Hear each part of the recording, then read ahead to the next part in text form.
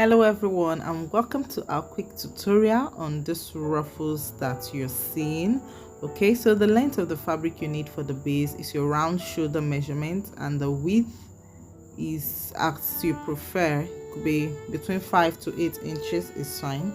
Then you mark out 2 inches spacing. After turning the ends of your piece, you mark out 2 inches spacing along the round shoulder fabric you've cut out. Okay, so you keep this aside, and for the ruffles you'll be needing about 10 inches. If you want it fuller, you can go beyond 10. If you want it minimal, you can use 10 inches. So do not forget to add your interfacing to help stabilize the satin and make the puff or the ruffles stand very well.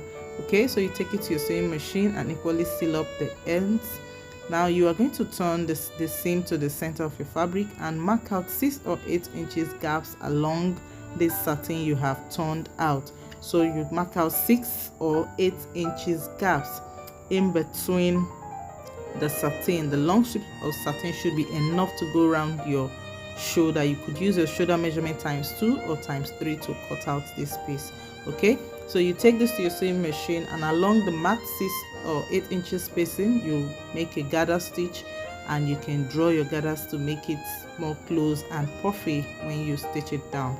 So you bring on the band, that is the one that has a round shoulder measurement and the 2 inches spacing, and here we are going to be inserting our pleats just on top of the 2 inches marks we've made. Okay, so you pick up your first pleat and you match it on the 2 inches like so. You can pin this down, then after pinning you take to your sewing machine and stitch it down. Just stitch down along the marked line.